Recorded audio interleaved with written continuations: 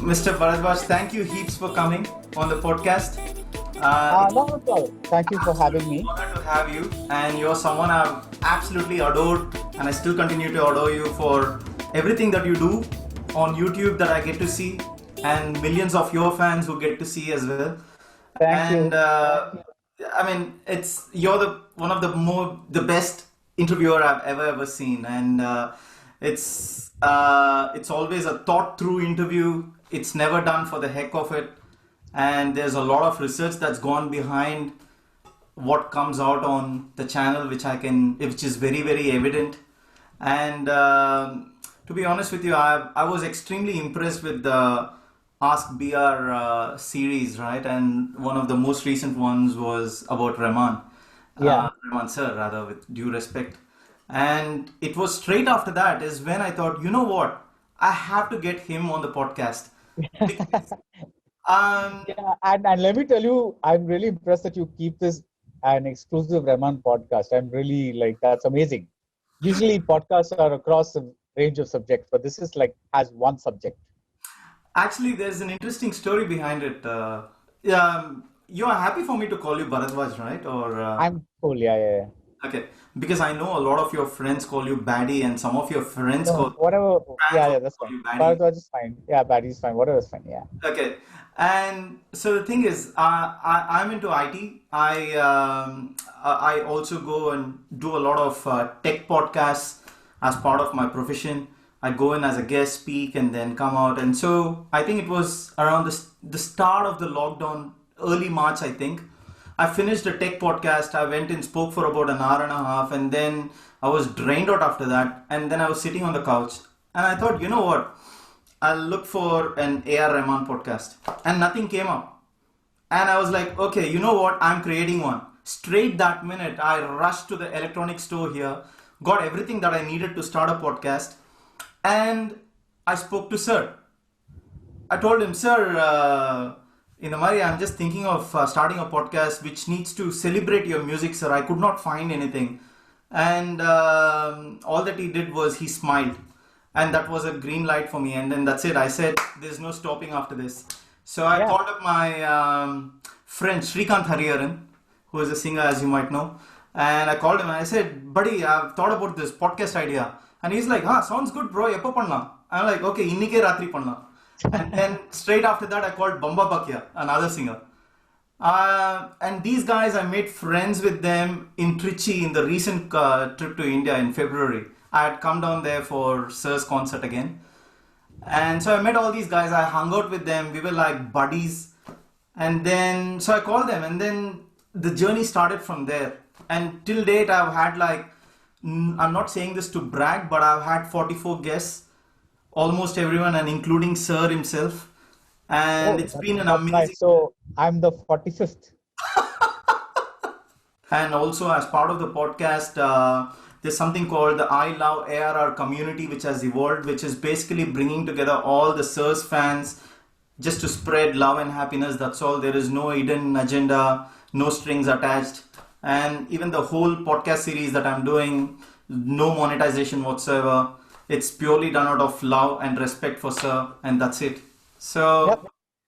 that's the journey, and I'm super thrilled to have you, Bharadwaj, and And yeah, I mean I'm it's an super absolute thrilled to be honor.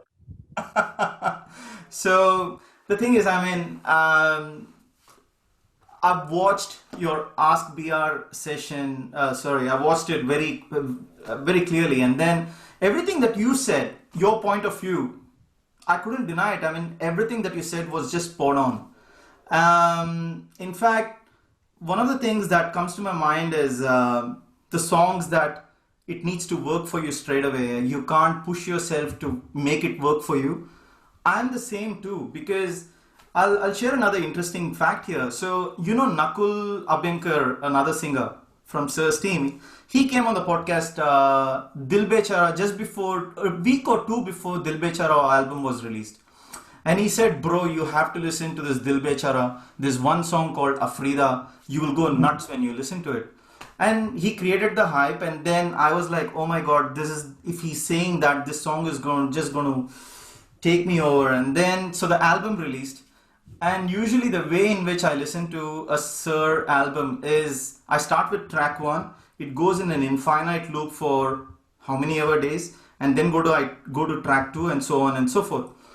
So it took me a few days until I got to Afrida. Afrida just didn't work for me. After all the hype, and some of my other friends, they absolutely love it. It's gone in an infinite loop for them, but it just didn't work for me. Even now, that's not my go-to song. And I could clearly relate to what you were saying in your Ask BR series too. Yeah, and I think one thing that people mistake you is that you can respect a creator, any creator, without necessarily being crazy about each and everything that they do. You can be really fond of somebody that people think that just because I say I like Maniratnam, that every single film of his I think is a classic. I don't think so at all. Yeah. In fact, there are many films of his that don't work for me at all. But behind it, there is an aesthetic that works for you. There Yeah. is a certain ethic that works for you. There's a certain symmetry between your probably the way you think and the way that person presents stuff that works for you, whether it's Raja, Maniratnam, whoever it is, Mm. or Rahman. So I'm saying that, when people get upset, I don't understand it when people get upset when you say, I like X person, but I don't like this particular work. And I don't see the contradiction at all. It just means this particular thing didn't work for you. That's all. There's no, uh, there's no sin you're committing by saying that, like, I'm sorry, but this film or this album or whatever, this book doesn't work for me. But, that doesn't mean that, this person is immediately no longer part of your favorite list, or you no longer respect a person or whatever it is. Yeah, I mean, yeah, I very well agree with you. In fact, there's another thing, 99 songs, as you might remember, that album released, and then that had 14 tracks in it. And it took me almost about 9 weeks till I got to the 14th track. And in fact, I Oh, said goodness. that to Sir in the podcast. I told him, Sir, whenever your album releases, it takes me a few weeks, and it took me like 8 or 9 weeks until I got to the 14th track and 99 songs. He was like, wow, really? So, how should I put it? There were a couple of tracks which took me time, and there was this one track which just didn't work for me. For example, Soja Soja just didn't work for me. It's not my go-to track at all. And whereas the other songs like Oh Ashika and things like that hit me right there, and I literally had tears in my eyes when I first heard it.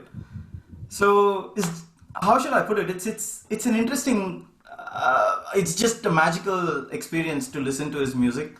I've grown up listening to his music, and I'm sure we all have. And yeah, there's something about his music, Bharadwaj, which I could never describe. This is what I said to Sir as well, and he says it comes from the divine. Yeah, that's one way to. That's probably how he explains it. Yeah. Yeah.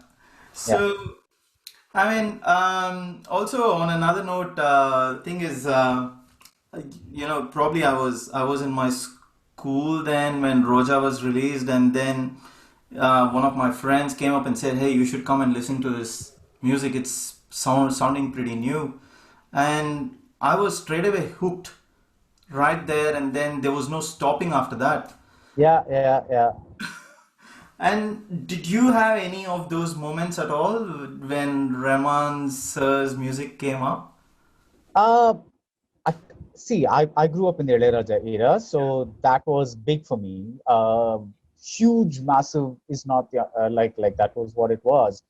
Mm. So when Roja came out, I mean, I don't think there's anybody who can say that anybody who loves music who can say that they were not impacted by Roja at some level, right? Because first of Yeah. all, it was so groundbreaking in its way, the way the tunes were, the sounds were. It was so different from anything that you'd heard, and it was so interesting. And I think the instant thing was, wow, this is a good album. But I don't know if anybody could actually predict that the guy who did that album would go on to become this. Like I don't.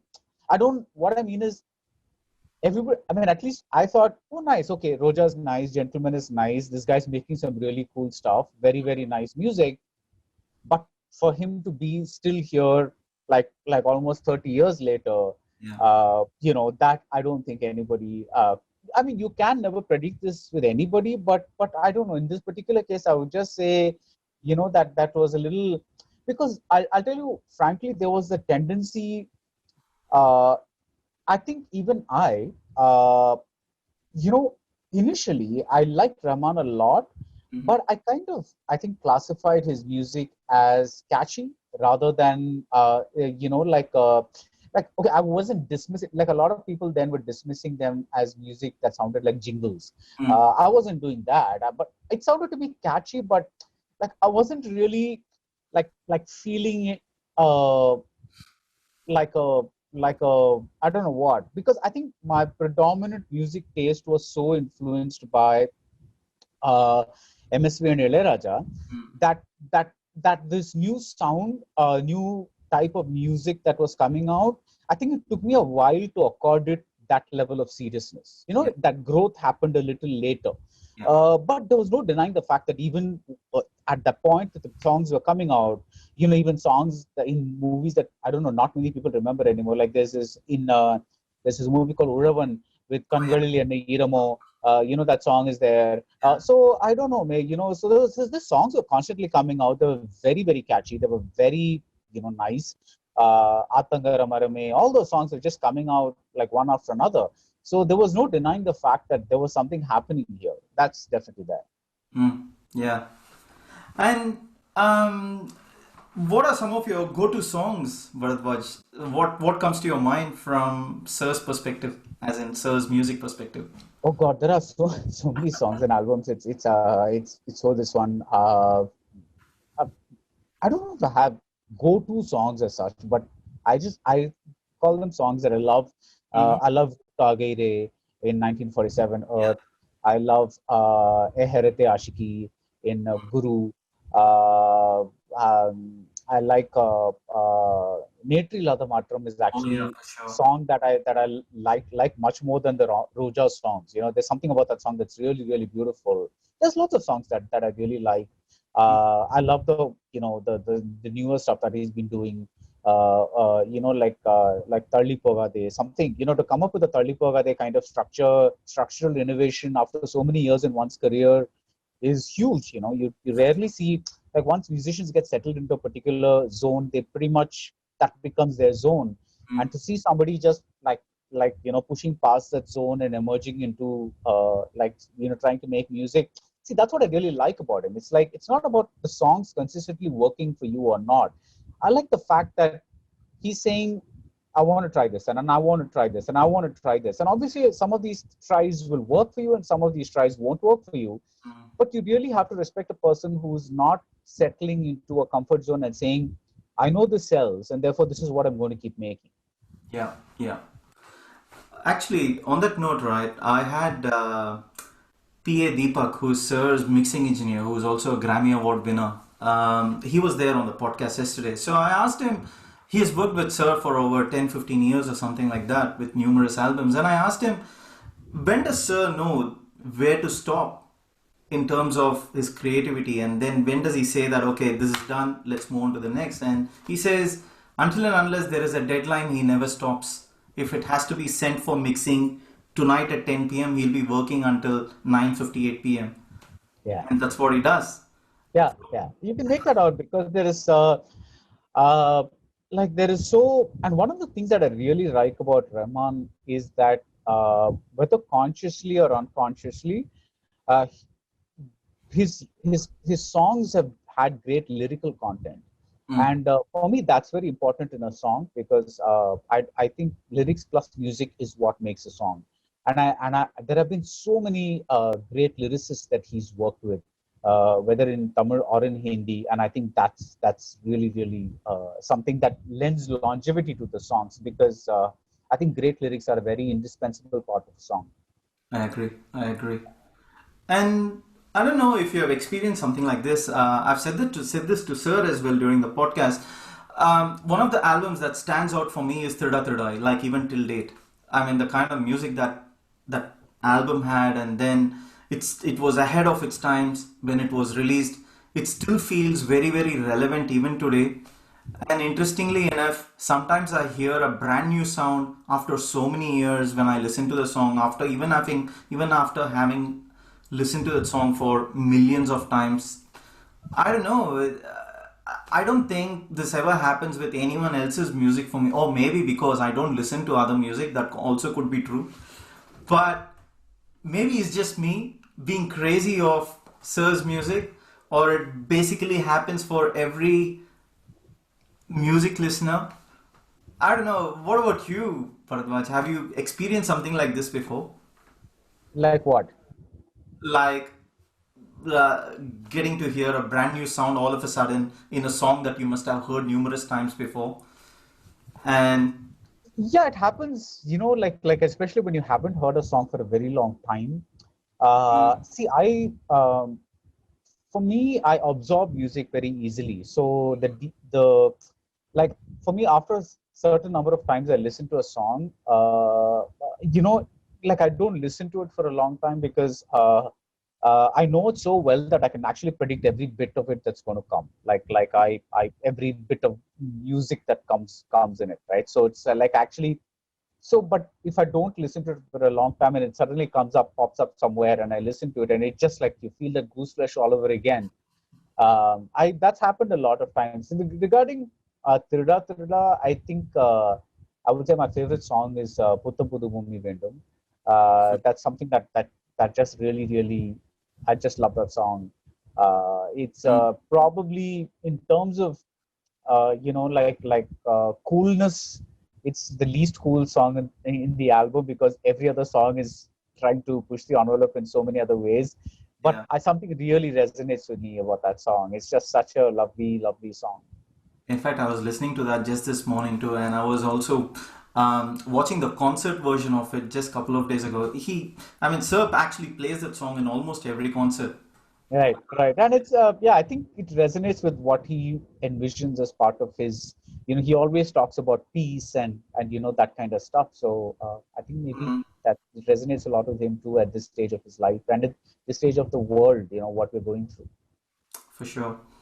And what do you think? I mean, what makes him be at the top even like till date? It's been almost like 30 years since he came into the industry, and yes, he was always ahead of the times, no doubt about it. But Right. what? I think it's just the fact that there has been no one definitive Rahman. That's like so people like who listen to his 90s stuff and they say that the 20s stuff is not the 2000 stuff is not as good as his 90s stuff.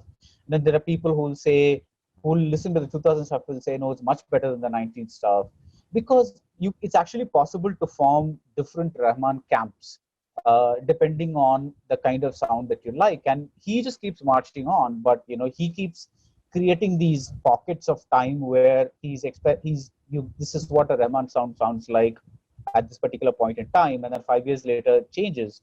And I think that's something that has kept him fresh.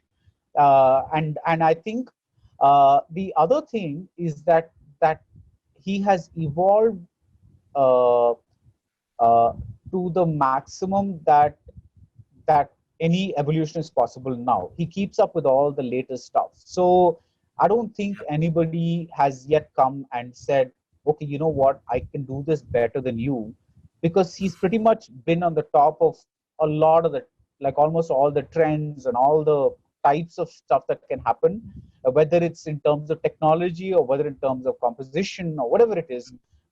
He just keeps like doing stuff, and I think that's what really still makes him a brand name musician, even after all these years.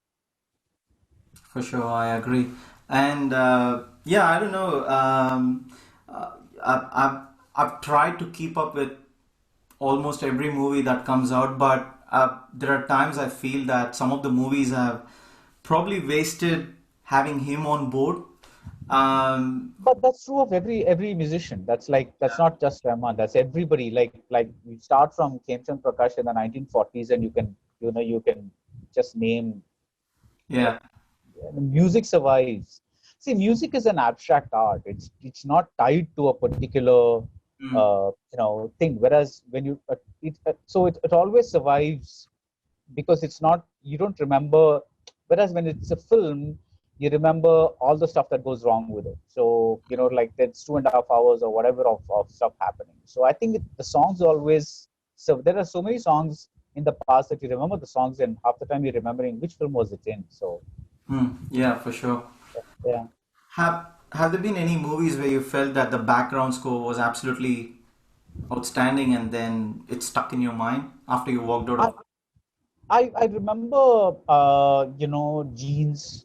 Yeah. Like I like those special bits that he composed for that almost like songs, or even in Kandathil Muthamittal there is a Sattan and there Yeah. is that that bit that happens. It's almost like a little song that happens. Mm. I like those sudden surprises that you get when you're expecting a certain tone or tonality, and then suddenly a song or something else comes, or people singing a chorus. That kind of stuff comes. Yeah. Yeah. And I also remember in your Ask BR series, you had I think you mentioned about the Bombay background score too. Um, I, am I right? Yeah. Or Yeah. Maybe. Yeah. yeah, Yeah. probably did. Yeah, I mean, yeah, I mean that movie especially worked a lot for me because I mean the background score was just amazing, and I felt like right from the start of the movie, the it just took me on a journey, especially the background score. Yeah, and also that film was so emotional. So I still remember how when Hamma Hamma and all that were released, there was this absolute craze. And to just think that even 2-3 years before, nobody'd heard of this guy. There was like it that intense anticipation that was created by waiting for the next Rahman soundtrack or something else. And I think he really benefited in the early years by getting two guys in Maniratnam and Shankar who really gave huge prominence to the songs in the way they filmed them, right? So I think that also helped the songs reach across, because when you watch it on Olium Olium or whatever it is, these songs just stood out like anything because they were like shot very well, or they like they had these they were made for like they were made like music videos. And I think that the Maniratnam Rahman or Shankar Rahman album became something that to really look forward to. Do you still look forward to with those albums? Yes, I still look forward to those two combinations. Yeah, but I can't say I was a big fan of 2.0 or Chekka Chevadavanam for that matter. Oh, is it? Yeah, I like Mare Kurvi a lot, Yeah. but apart from that, I was not like you know Yeah. a huge fan of. Interesting, because with the Chekachavanavanam, I think the Boomy Boomy song just took me on a ride for like a couple of weeks, and then came the Kalavani song, and then yeah, but of course your mileage might vary than mine. I agree. No, yeah, and also I think I don't think the songs worked in the film. They were Yeah. used in instead of a background score, and they were very distracting. And maybe that's kind of why I never revisited some of them. So I find songs when they're played as part of the background score, Yeah. while other people are talking and stuff like that. That is not just as a song and people are silent. That's okay. But when songs are played instead of like a soft violin or something like that, which over which you can hear the dialogues, here it drowns out the dialogue. Mm. I'm not a big fan of that technique itself. I have to agree with you on that because yeah, I still feel that that could have been a full song instead of yeah. Anyway, Yeah, something was like really, yeah. yeah. Uh, do you think Shankar and Maniratnam sir have been able to get the best out of Rahman sir? I wouldn't say that. I would say Imtiaz Ali's done some fantastic work with Rahman. I'd say Rakesh Mehra's done some fantastic work with Rahman. But I think in terms of longevity, yes, because Shankar and Maniratnam started out with Rahman and they've stuck, like they're still doing stuff with Rahman. So Mm. in terms of sheer, and Imtiaz and all came much later. Gautam came much later. So it's like, uh, and and Shankar and Maniratnam have not gone to anybody else. True. That from then. Whereas Gautam, Imtiaz, all these people, they work with other people as well. So I Mm. would say in terms of yeah, collaborations. I think these two have been the longest lasting collaborations in terms of Rahman's career. Yeah. And Gautam Vasudevan Menon also came on the podcast about a month or so ago, I think, and then he said, "Look, I'm still fresh. I only have 10 songs with Rahman. I still have a long way to go, but he feels very blessed to have worked with him." And 10 it's, songs. I think Vinay Thandi itself had some 8 songs. It's like, I'm sure it had many songs. I don't know. He said Uh, maybe he lost the count. yeah, like Vinay Thandi, I remember had quite a few songs. So it's like, yeah. So So, yeah, I mean, he's very much looking forward to the future projects whenever that happens. yeah, and I like that because Gautam is somebody who gives a lot of prominence to songs in his films. So I kind of really like the way they kind of and Gautam is somebody who whoever he works with, Harris or whatever it is, he really knows music, so he kind of extracts what he wants. Like there's so much good song. I mean, almost every album of his is a great album, Gautam's. So Hmm. Yeah, for sure. And what are your thoughts on some of the Sufi songs that comes out of Sir's studio, like Khwaja Mere Khwaja or Pia Haji Ali, and does it? uh, I like some of them. I'm not a huge fan of Khwaja Mere Khwaja, but I love Maula Mere Maula in Delhi 6. I just love that song. Arzian, it's called on the track. I just love that song. It just shakes me up whenever I listen to it. It's just amazing. So Yeah. yeah. In fact, Javed Ali was also there on the podcast, and he sang that song, and it just blew me Which away. one? Arzian. Arsia, yeah, Okay. Yeah. and he sang it live in the podcast. Okay. And yeah, anyway. And well, I mean, I just want to move slightly away from the topic that we are on. How are you keeping yourself positive these days, considering the everything that's going on in the world? Uh, I see. There's a lot of work. Luckily for me, my kind of work is something that can be done from home. Okay. So there is a lot of how do I put it? There is a lot of a lot of people say that they don't have anything to do. Hmm. So I feel fortunate that I have work. Apart from that, I think like what I miss is like see when you're doing regular work, you're stepping outside the home, you're getting a change of atmosphere, Hmm. you're meeting people. There are new energies coming in. I think that's been the toughest part of the lockdown. It's like it's been the same people most of the time, and you're kind of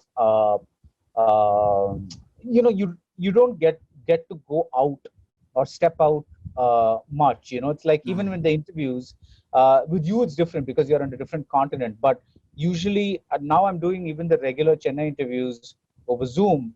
Earlier, everything used to be done live, and Yeah. live always creates an energy that is impossible to replicate over Zoom.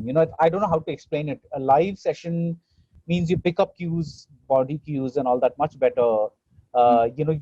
You're just much more in the moment in a live session, which is a little, tougher in Zoom. But yeah, one is making do. How are you doing? What are you doing? Well, I mean, for me, of course, music really helps me a lot to keep myself positive. And of course, I work in IT, so during the day I'm super busy, but I still have my Yeah, yeah. So I think IT is another profession where, you're like, it's become, you can do anybody who can do work from home. I think has been lucky that way. Though I would say that in a way, work seems to have doubled because the boundary between work and home has become so blurred that there's Mm. no longer a switch off mode, which is, I think, in a way how the world is headed. I don't think we're going to be in that clean mode anymore, where like in our father's generation, or grandfather's generation, where somebody went to work at 10 o'clock or 9 o'clock and then finished at it was a hard stop at 5 o'clock or 6 o'clock or whatever, and then it was like I don't think that kind of work culture is coming back anytime soon. Nah, I don't think so either. Yeah, yeah. It's, At least in certain fields. Maybe there are certain certain other areas where you can do that. But at least in the fields that are more high profile or pay more or whatever it is, or take Rahman for that matter, I doubt that he gets a day off because there's always a deliverable. Plus, the once you're a celebrity, there's always things that you need to do to keep the brand going, right? Apart from the music, there's these other things that you have to do. There's these maybe concerts, maybe I have to plan out other things. Maybe there'll be a TV show that you're looking at.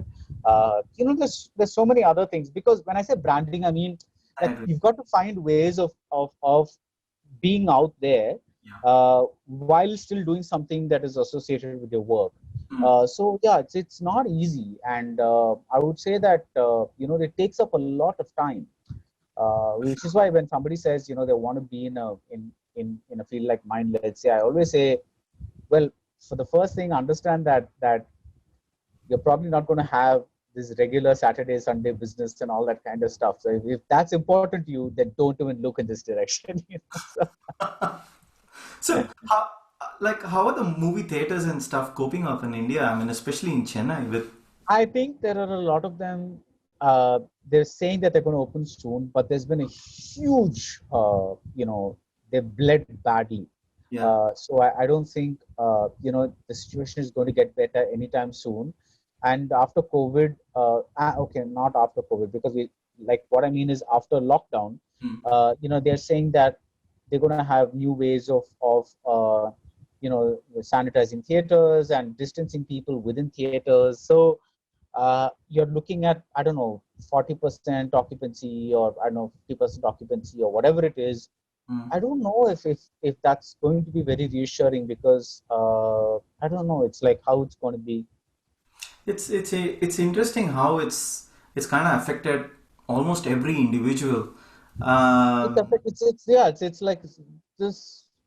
It's very humbling in a way to know that you think you have it all planned out. Like for instance, if you have you think that if you're in a particular line of work, you're always going to get work, right? mm, Because like somebody who owns a restaurant is always going to think, people are always going to eat. correct. So okay, the best line, because there's always going to be somebody, somebody's always going to be hungry, especially if you run like one of those, Saravana Bhavan, Vasanta Mm, Bhavan type of places where, like you're offering quick and cheap food, mm, cheap as in inexpensive food. So that's always going to be like, if nothing else, people will stop by for a cup of coffee or something like that. mm. And imagine, you'd think that something like that would never go out of business, right? Oh, wow. I mean, this job that's going to be a perennial income earner. And then this happens. And, you have to shutter that down. You think people are always going to watch movies. And it turns out that this happens, so, I mean, it's been a very humbling experience, because it's shown you that you cannot take anything for granted, you know? Grant. Yeah. Um, when Deepak was there, the mixing engineer, yesterday, I asked him, what is Sir up to? Considering that, he's in the lockdown. And he said it, I don't think it is affecting Sir a lot because he's living on the third floor and he comes down to the second floor for the recording in the studio and then he goes back again. So it's not much of a big deal for him because he's very much used to doing that. Yeah, yeah. He must be probably missing just the travel. Yeah, it probably is in the travel and also the interactions with filmmakers, because I'm sure they're all doing it over Zoom or whatever it is. But, when somebody's sitting and live and jamming with you, I think that's an energy that you cannot replicate over phone, or, I that becomes a little difficult, I think. I So, agree. And all the engineers are pretty much working from home these days, even from Sir's team, and then they do not necessarily have the deadlines that they used to have pre-COVID. yeah, because movie making has also taken a big pause, right? Yeah. So that's like, so if you don't have films to do, what can you do? So. Actually, on that note, I mean,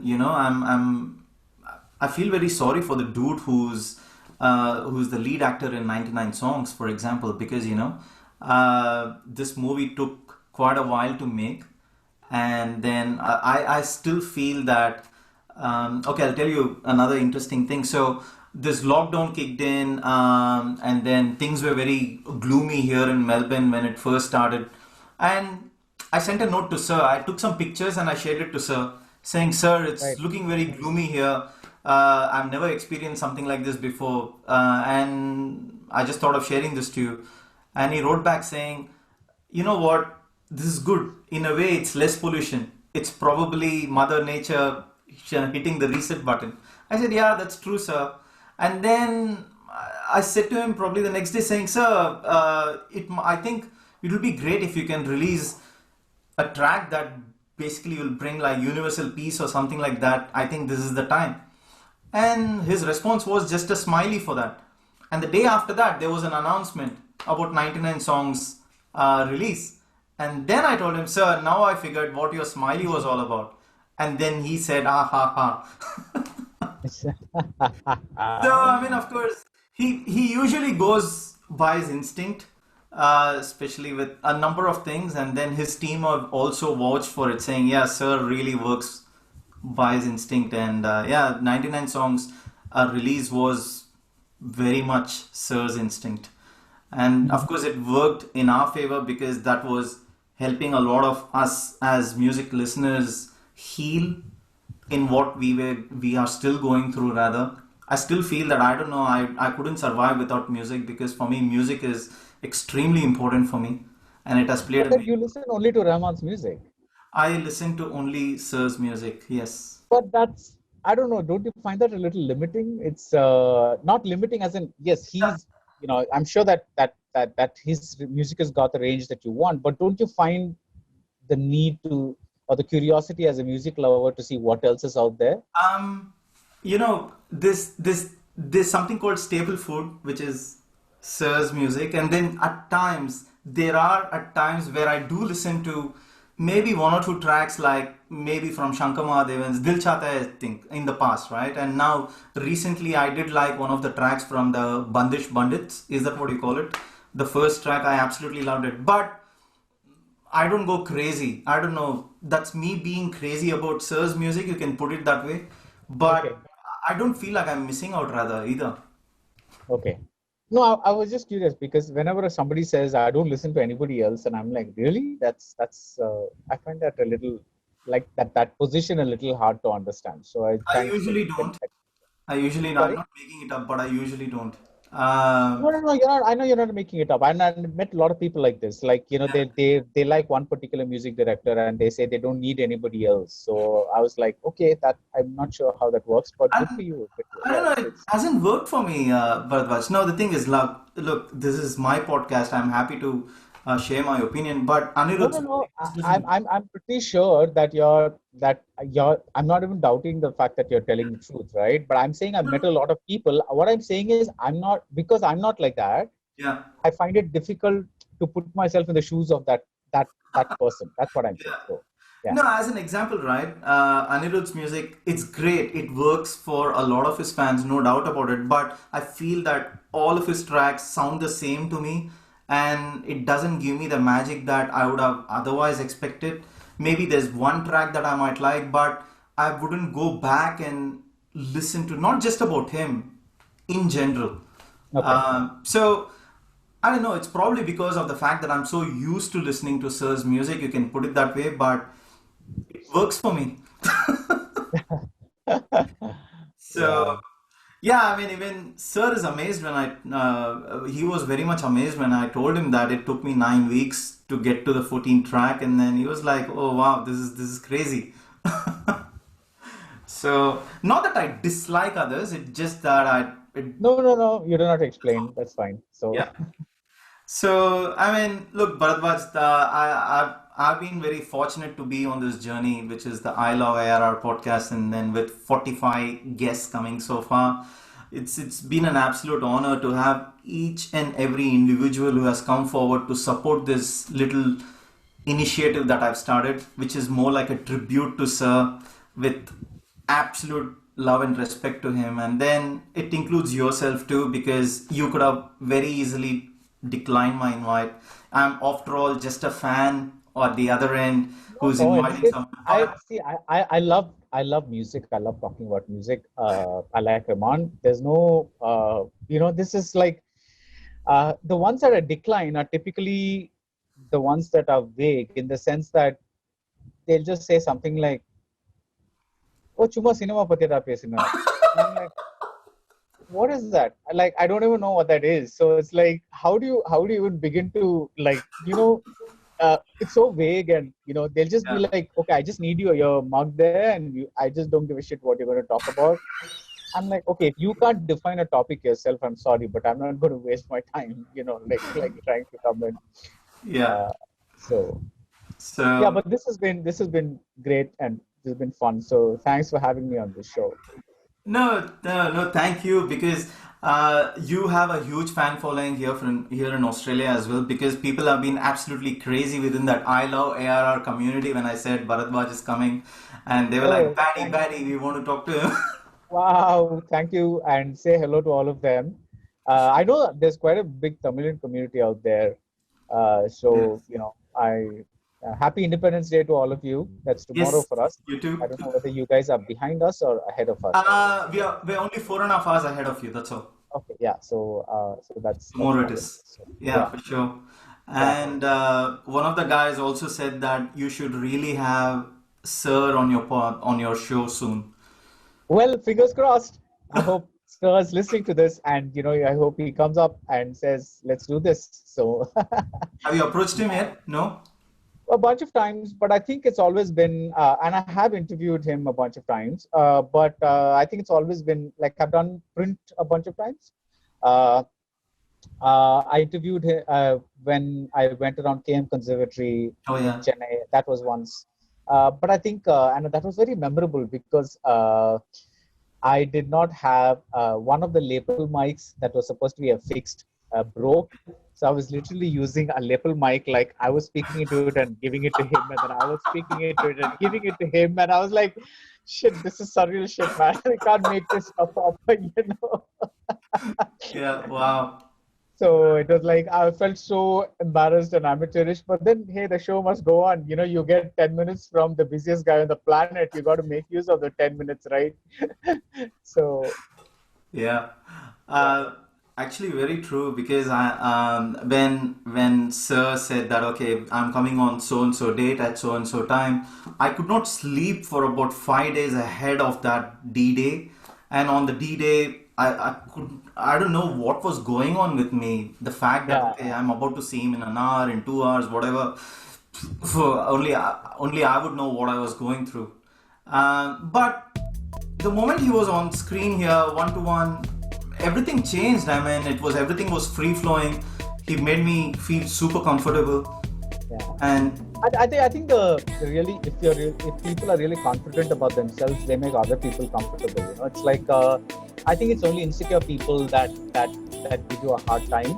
yeah, I've experienced this, and I'm very certain about this. That I think the positivity, when a person is positive and radiates a positive energy, the people around him absorb that energy, and that becomes a very valuable thing. And I've experienced this a lot in my interactions with people. So I hope I radiated some positive energy today he's and he made you feel comfortable. he's totally, of course. In fact, if I would have an option, I would just keep you here for hours and hours and just talk.